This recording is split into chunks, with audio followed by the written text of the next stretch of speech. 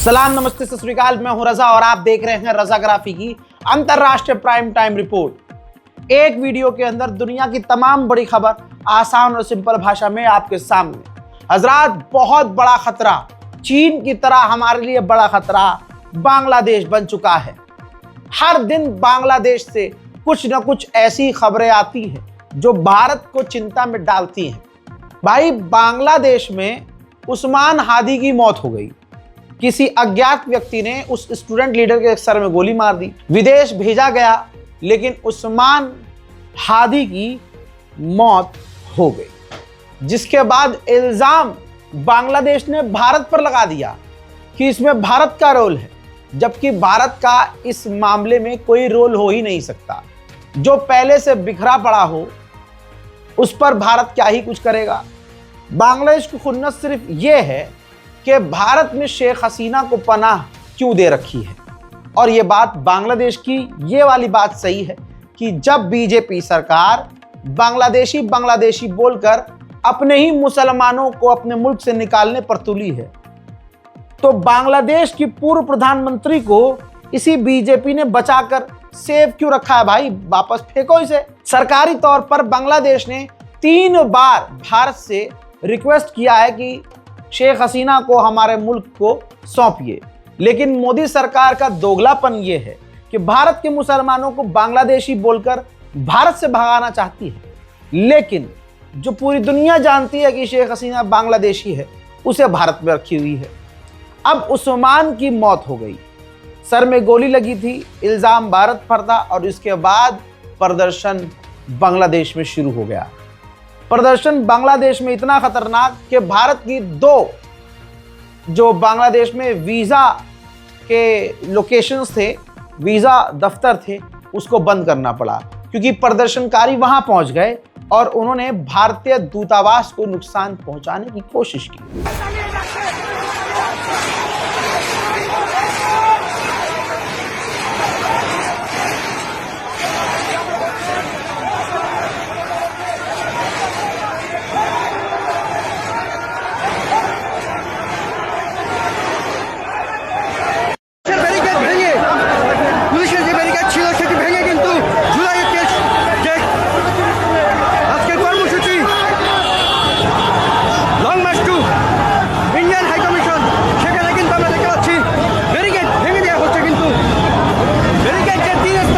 अब इसके बाद भारत के खिलाफ बांग्लादेश में नफरत बढ़ गई।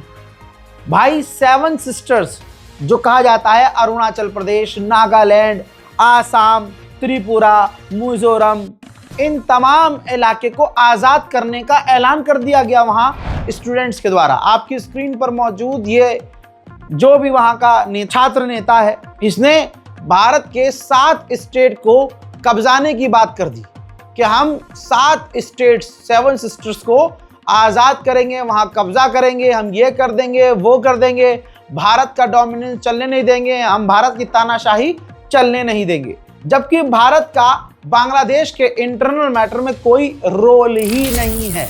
सरकार गिर चुकी है, मनचाही सरकार बनी है, लेकिन हिजड़ों से अपना मुल्क संभल नहीं रहा, भारत को गरिया रहे हैं।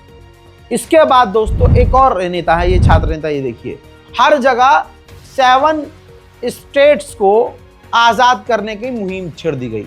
यानी भारत के टुकड़े टुकड़े करने वाला गैंग बांग्लादेश में एक्टिव हो गया। भारत के क्षेत्रों को, भारत के स्टेट्स को तोड़ने की बात बांग्लादेश का हर स्टूडेंट छात्र कर रहा है। जब यह भारत ने देखा काफी करीब से, तो फिर भारत भड़क गया। भारत ने आधिकारिक तौर पर बांग्लादेश के ऑफिशियल को बुला लिया है, समन कर लिया है, और काफी सख्त सवाल किए हैं और नाराजगी जताई है। जाहिर सी बात है, कुछ कुछ बातें उधर से सही हैं, कुछ कुछ बातें यहां से सही हैं। यहां की बात यह क्लियर है कि भारत का कोई इंटरनल रोल बांग्लादेश में नहीं है, लेकिन वहां की बात यह भी सरासर गलत है कि हमारे क्षेत्रों को तोड़ने की बात की जा रही है। अब जब इलेक्शन पर भारत ने बोला, तो बांग्लादेश भारत पर भड़क गया और कहा कि हमारे यहाँ इलेक्शन में और इलेक्शन पर सजेशन कोई न दे, भारत हमें सजेशन न दे, हमें सजेशन की ज़रूरत नहीं है, हम बर्दाश्त नहीं करेंगे। जाहिर सी बात है, जिस सरकार पर इल्जाम लगा हो वोट चोरी करती है। ऐसे में बांग्लादेश यही लाइन बोलेगा। हजरात, आप सोचिए कि मोदी सरकार खुद कितनी दोगली है। जहां चाइना के साथ अब भजपिल्लों की छाती से छाती मिल रही है और चाइना को अपना दोस्त बता रहे हैं गंदे मुंह से भजपिल्ले, सोचिए भारत की पार्लियामेंट्री रिपोर्ट क्या कह रही है। भारतीय पार्लियामेंट्री रिपोर्ट के अंदर बताया गया है कि बांग्लादेश को भारत के चिकन नेक और दूसरे इलाकों में अपने एयरबेस को मजबूत करने के लिए चाइना बांग्लादेश की मदद कर रहा है। जो इलाके भारत के लिए बेहद ज़रूरी हैं बांग्लादेश पर नज़र रखने के लिए, उन इलाकों में मिलिट्री कोऑपरेशन, इंफ्रास्ट्रक्चर को मजबूत करना, स्पेशली मिलिट्री सपोर्ट करना, चाइना बांग्लादेश के लिए सब कुछ कर रहा है। तो चाइनीज़ फुटप्रिंट नज़र आ रहे हैं बांग्लादेश के अंदर, लेकिन दूसरी तरफ हमारा 56 इंच का पीठ लेके जो घूम रहा है वो डरपोक तानाशाह, फाफा, अणुओं के फाफा, लाल आंख दिखाने की बात कर रहा था, खुद चाइना के आगे से फरार नजर आ रहा है। अब मुंह में कुछ फंस गया है, बोल नहीं पा रहा है चाइना पर। वहीं भारत में जो हिंदू समुदाय मुसलमानों का बिल्कुल बेगैरती से बाइकआउट कर रहे हैं, ये कितने बड़े दोगले हैं। इनकी नस्ल, असल और औकात ये देखिए दोस्तों, ये हिंदू संगठनों की औकात देखिए। इनकी औकात हो तो कोई बात औकात पर बात करे भाई। यही जिस सरकार के लिए भौ भौ करते हैं, यही हिंदू संगठन जिस सरकार के टुकड़ों पर कुत्ते की तरह उछलकर रोटियां पकड़ते हैं, औकात इनकी ये है। और औकात इतनी भी नहीं है इनकी कि ये अपने अब्बा से सवाल कर लें कि भारत के मुसलमानों का तो हम पापा बाइकआउट कर रहे हैं, लेकिन ओमान, कतर, यूएई के यहाँ आप जाकर उनका जूता चाट रहे हैं। हजरात, ओमान मुस्लिम देश, इस गद्दार देश की भी औकात ये देखो। भारत के प्रधानमंत्री को ऑर्डर ऑफ ओमान दिया है, ओमान का सबसे बड़ा मतलब खिताब दिया है, सुल्तान हैथम ने सम्मानित किया। भारत ओमान ने ट्रेड एग्रीमेंट पर साइन किया।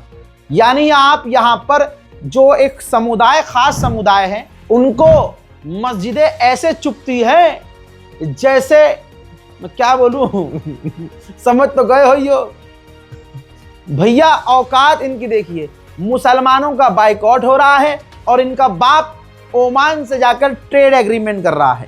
हम जब भारत में मूल्य नहीं चलने देंगे, मूल्य से कोई बिजनेस नहीं, लेकिन हिंदुओं के लिए विदेशी मुसलमानों के सामान लेंगे। हम है मोदी सरकार, हम है अब सुनिए, फैंटा कल तक खड़ा होकर मुसलमानों को गरिया रहा था पार्लियामेंट में। अरे महामुहिम, ये तालिबान को सपोर्ट करने को कह रहे हैं, ये तालिबान। टाइटल देखिए अब, अजय नव भारत टाइम्स हिंदू अखबार का टाइटल देखो, भारत ने तालिबान से निभाई दोस्ती। आप देख रहे हैं, ये होता है गू खाने वाली कौम की असलियत। गू खाने वाला झुंड, ये उनकी औकात। जो कल तक खड़ा होकर तालिबान को आतंकवादी कह रहा था, तालिबान को गालियां लिख रहा था, अब उत्तर प्रदेश के जो सीएम साहब हैं, उनसे कहिए सीएम साहब हलक में कुछ फंसा है, अब काहे नहीं बोल रहे हैं। एएनआई को तो खड़े खड़े आप चुप बोल देते हैं, वीडियो वायरल होता है, दुनिया देखती है। खाली जगह का नाम बदलने के अलावा क्या किया है बता दीजिए आपने। तालिबान को आतंकवादी बता रहे थे तो आप ही की तो सरकार तालिबान से दोस्ती निभा गई है ना। भारत टाइम्स ने मुंह पर थप्पड़ पे थप्पड़ पेला है, टाइटल ही देख लो। अफगानिस्तान से भारत ने दवाइयों का बिजनेस शुरू कर दिया है, एक्सपोर्ट। भारत ने अफगानिस्तान को दवाइयां एक्सपोर्ट करना शुरू कर दी है। इतना ही नहीं, ये तस्वीर जरा योगी आदित्यनाथ जी को उनके दफ्तर में बड़ा सा प्रिंट आउट लेकर कोई जाकर दिखा दे। छोटा फोटो देख नहीं पाएंगे ना, उम्र न हो गई होगी। योगी आदित्यनाथ जी जरा इसको ध्यान से देखिए, तालिबान का हेल्थ मिनिस्टर भारत में है। और ये तस्वीर हर मुसलमान के फोन में होनी चाहिए, जिन्हें आज का हिंदू आकर गरियाता है कि मस्जिद में अजान बंद करो, तुम आतंकवादी हो, तुम तालिबानी हो, तुम ये हो। तो उनकी नरेटिव पकड़ के ये फोटो दिखाना और कहना देख तेरा बाप किसके साथ खड़ा है। तेरी ही मोदी सरकार तालिबान का भारत में वेलकम कर रही है। नव भारत टाइम्स छाप रहा है कि तालिबान से भारत ने निभाई दोस्ती। चल तेरी।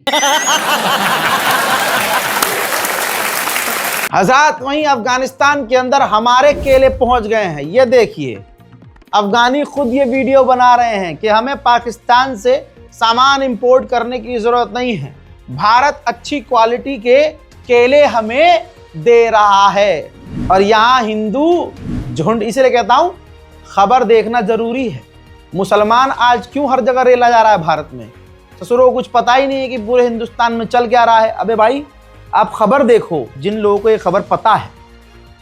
कल जब कहीं कोई हिंदू नामी व्यक्ति चौड़ मार रहा होगा मोदी के नाम की, तो ये जब खबर कोई मुसलमान, कोई भी हमें देखने वाला हिंदू बोलेगा कि हाँ भाई तालिबान से तुम मिला रहे हो, मुंह जबान से चाट रहे हो उसकी जबान, उसको केला दे रहे हो, तो मोदी सरकार तालिबान से दोस्ती निभा रही है, दवाई एक्सपोर्ट कर रही है, वहां के हेल्थ मिनिस्टर को भारत राजधानी दिल्ली में बुलाकर मेहमान नवाजी कर रही है।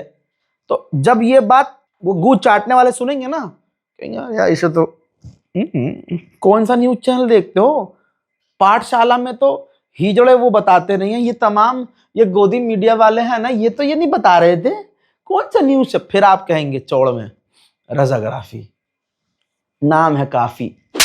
उधर यूएन के अंदर भारत ने पाकिस्तान को तेल लगाकर बजा दिया है, एकदम पटापट पटापट। साफ साफ कहा कि भैया पाकिस्तान के आसिम मुनीर को फुल पावर और खुली छूट दे दी है, और पूर्व प्रधानमंत्री को जेल में इमरान खान को सड़ाया जा रहा है। यह काहे की डेमोक्रेसी है। आतंकवाद को पाल रहा है पाकिस्तान और बढ़ावा दे रहा है Pakistan. That the treaty will be held in abeyance until Pakistan, which is a global epicenter of terror, credibly and irrevocably ends its support for cross-border and all other forms of terrorism. Pakistan, of course, has a unique way of respecting the will of its people by jailing a prime minister, by banning the ruling political party, and by letting its armed forces engineer a constitutional coup through the 27th Amendment and giving lifetime immunity to its Chief of Defence Forces. Let me be clear. India will counter Pakistan-sponsored terrorism in all its forms and manifestations with all its might. Madam President, in closing, with abiding faith in multilateralism, India... हजरात, इस मोदी सरकार के ऊपर मत रहिएगा।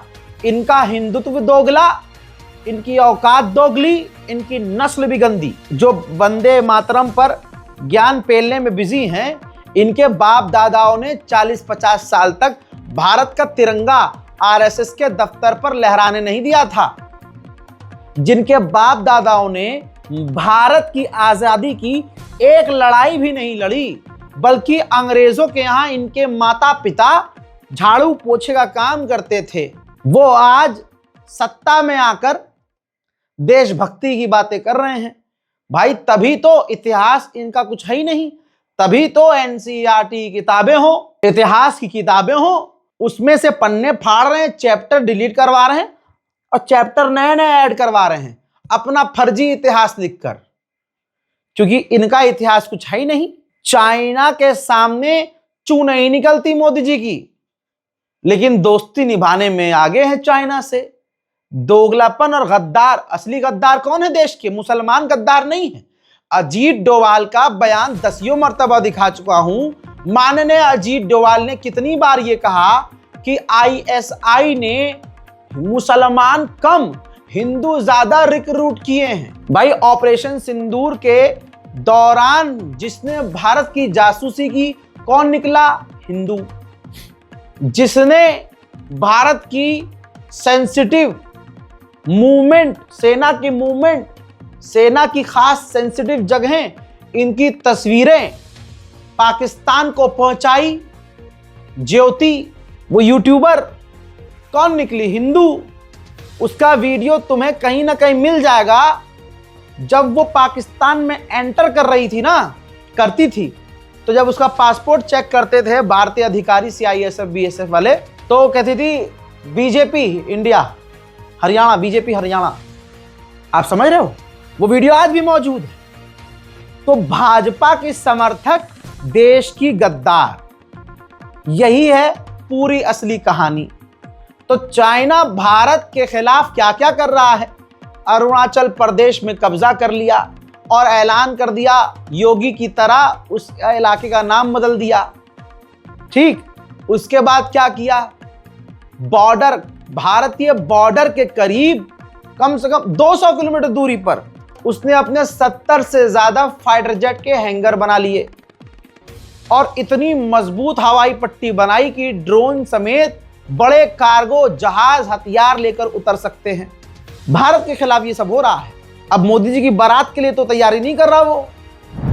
अब सुनिए, ये तस्वीर देखिए भाई, चाइना ने एक पक्षी के अंदर जीपीएस ट्रैकर लगाया और भारत का जो सबसे बड़ा कर्नाटक में नेवल बेस है वहां भेज दिया। इसकी गर्दन में ट्रैकर लगा हुआ है, टॉप मोस्ट ट्रैकर। अब चाइना की ये हरकत क्यों है?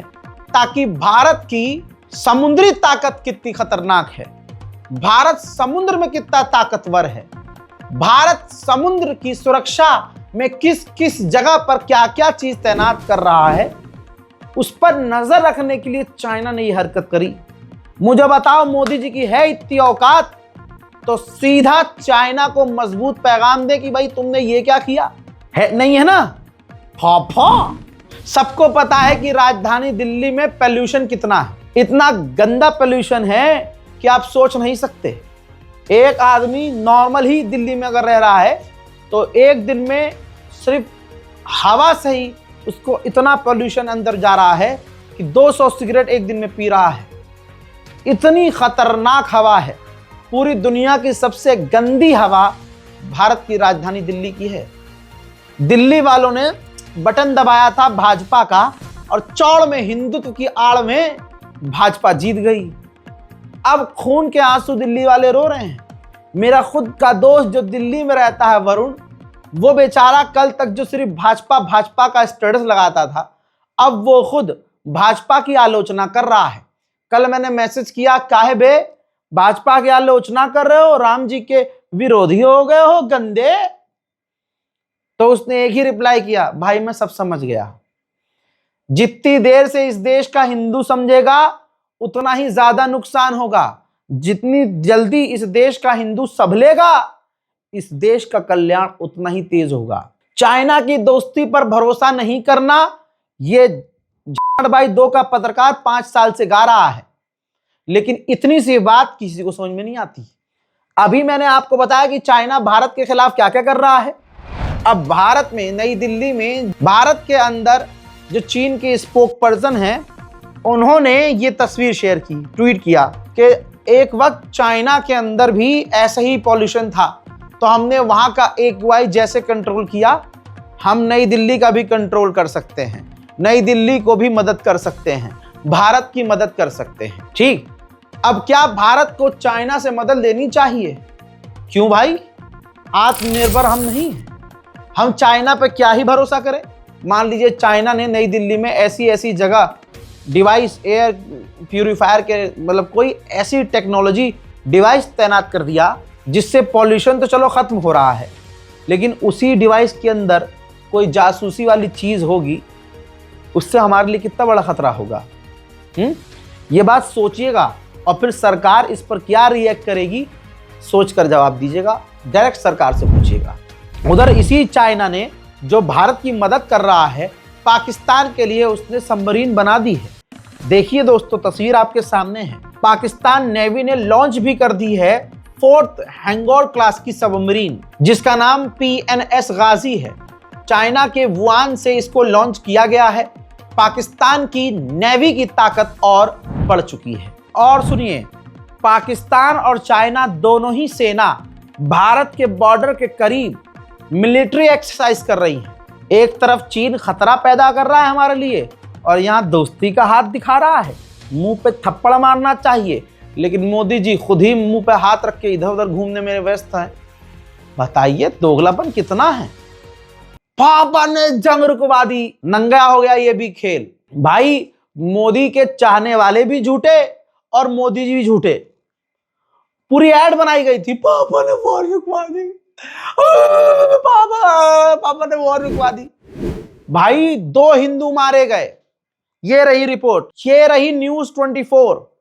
महीना भर पहले रूस यूक्रेन वॉर अपडेट में मैं पूरे इस घमंड के साथ कहता हूं कि अपने वतन के लिए, अपने वतन के हिंदू मुसलमानों के लिए, खासकर हिंदुओं के लिए भी मैं ही बोल रहा हूं। ये देखिए, ये भाई 2 व्यक्ति, इस बंदे के लिए मैंने बोला था। भाई रूस यूक्रेन की जंग में उत्तराखंड का राकेश, एक हिंदू, शहीद हो गया, मारा गया। अधिकारियों ने परिवार को फोन पर जानकारी दी। बाप ने कहा बेटा पढ़ने गया था, उसे रूस ने बंदूक थमा दी। ये देख लीजिए दोस्तों, 2 लड़के, दोनों की लाश, दोनों ही हिंदू, भारत लाए गए हैं। थैंक यू फलाना जी, कोई बोल कर दिखाओ। फलाना जी ने रंग रुकवा दे, जंग रुकवा दी थी। अपने लड़कों को बचा ना सके, कहां है हिंदू संगठन? देश खतरे में है। हाँ, खतरे में इसलिए क्योंकि हिंदू संगठन डरा रहा है तुम्हें, और डर की आड़ में एक फेल आदमी को, चाय वाले को प्रधानमंत्री पद पर चिपका के रखा हुआ है। इसलिए देश का लगातार नुकसान हो रहा है। भाई बीजेपी की नेता हैं, रिपोर्ट आपकी स्क्रीन पर, उन्होंने खुद कहा है कि चीन हर दिन इंडिया की जमीन लैंड माफिया की तरह खा रहा है। तिब्बत की रक्षा मंत्री डोलमा गायरी बोली हम भी स्वतंत्रता चाहते हैं, भारत आगे बढ़े। अल्लाह अकबर। आज हिंदू सिर्फ मुसलमानों की नफरत में पागल हुआ पड़ा है, और पागल किसने किया है? इसी मोदी सरकार ने, बीजेपी आईटी सेल ने। असली मुद्दे हिंदुओं को नजर नहीं आते। राजधानी दिल्ली मेट्रो में जाइए या आप मुंबई की लोकल में जाइए, आपको हिंदू मुसलमान को गरियाता हुआ मिलेगा। असल मतलब ऐसा हो गया है मुसलमान कि भाई किसी भी चीज का फ्रस्ट्रेशन हो, हिंदू मुसलमान पर निकाल देगा, क्योंकि पापा को बोल नहीं सकते, क्योंकि पापा को लाने वाले यही थे। अब क्या करें हजरात? जो डोलमा गायरी हैं, बीजेपी की ही हैं, जो बता रही हैं कि हर दिन वो कब्जा कर रहा है चाइना हमारे इलाकों पर, और पापा बोल नहीं पा रहे हैं। चीन कर रहे हैं, और हर दिन हिंदुस्तान का जमीन खा रहे हैं। जैसे गुंडा लैंड माफिया कब्जा करती है ना, उस प्रकार से करती है चीन। ये बातें वाराणसी पहुंची तिब्बत की निर्वासित सरकार की रक्षा मंत्री डोलमा गायरी ने कही। उन्होंने कहा कि चीन आक्रमण करके नहीं बल्कि डरा धमका कर लोगों की जमीन हड़प लेता है। वहीं उन्होंने अपने देश की स्वतंत्रता पर भी बात की और उनकी आंखें नम हो गई। हजरात मोहतरम, गुजरात के पास पाकिस्तान का कासिम पोर्ट है, चाइना वहां पर इन्वेस्टमेंट कर रहा है, जो सीधा सीधा भारत के लिए खतरा है। ऐसा मैं नहीं कह रहा हूं, भारतीय एक्सपर्ट, रक्षा एक्सपर्ट खुद कह रहे हैं। भाई पाकिस्तान की औकात देखिए। भाई पाकिस्तान में कहां ईमानदारी है? ईमान और पाकिस्तान एक साथ हो ही नहीं सकते, बस नाम का ही पाक है। आप बताइए, पाकिस्तान की एक उम्मीद थी किरण, इमरान खान, जो बंदा कुछ कर सकता था पाकिस्तान के लिए। क्या किया पाकिस्तान ने? जिंदगी नरक कर दी है। रिपोर्ट यह है कि भाई पाकिस्तान की जो पूर्व प्रधानमंत्री इमरान खान की जो बहन थी, अब उनके ऊपर एंटी टेरर लॉ लगा दिया। अब सोचिए, सिर्फ अपने भाई से मिलने की चाहत में एक बहन तड़प रही थी, पाकिस्तान सरकार ने उस पर आतंकवादी वाला लॉ लगा दिया है और धाराएं लगा दी हैं। लो, ये नया पाकिस्तान है हज़रात। उधर पाकिस्तान भारत पर जहर उगल रहा है, और हमारे वाले में औकात नहीं कि घूमने के अलावा पाकिस्तान को जवाब दे दे। अब पाकिस्तान के प्रधानमंत्री ने कहा कि ऑपरेशन सिंदूर में पाकिस्तान ने भारत को ऐसा सबक सिखाया है कि दिल्ली से मुंबई तक भारत भूलेगा नहीं। बिल्कुल नहीं भूलेंगे भाई। भारत के अंदर जितने आतंकवादी हमले हो रहे हैं, हमले तुम करवा रहे हो, पिटते कश्मीर के मुसलमान हैं। आतंकवादी हमले भारत के अंदर दीन इस्लाम के नाम पर तुम करवाते हो, पिटते और कुचले भारत के मुसलमान जाते हैं। भारत का मुसलमान इस बात को समझ ही नहीं पा रहा है कि तुम्हारे हरामी पने की वजह से भारत का मुसलमान पिट रहा है। दुनिया को यह पता नहीं है कि पाकिस्तान के मुसलमान भारत के मुसलमानों को मुसलमान मानते ही नहीं है। उनकी मानसिकता यह है कि तुम काफिर के साथ रहकर काफिर हो चुके हो, और भारत के हिंदू भारत के मुसलमानों को पाकिस्तानी मुसलमान कहते हैं। दिक्कत तो यही है, गद्दार हमारे यहाँ अपने भरे पड़े हैं, मुसलमान गद्दार नहीं है। बकौल अजीत डोभाल मैं आपको सुना चुका हूं। अभी पिछले जितने भी गद्दार पकड़े गए हैं, चेक कर लो कौन सी जाति के हैं, कौन से धर्म के हैं। ये एयरफोर्स का बंदा याद है आपको? सबसे ताजा मामला है भाई, उड़ीसा के इलाके से ये हिंदू गद्दार पकड़ा गया है जो भारतीय एयरफोर्स में था, पूर्व कमांडर। तो कौन सी कौम के, कौन से मजहब के गद्दार भारत में ज्यादा है, ये खुलकर सामने आ चुका है। हजरात, अंतरराष्ट्रीय प्राइम टाइम रिपोर्ट में आज अभी के लिए इतना ही। अपनी दुआओं में मुझे याद रखिएगा, मेरे लिए दुआ जरूर कीजिएगा और रिपोर्ट को शेयर करना बिल्कुल मत भूलिएगा। फिलहाल के लिए इतना ही, वस्सलाम।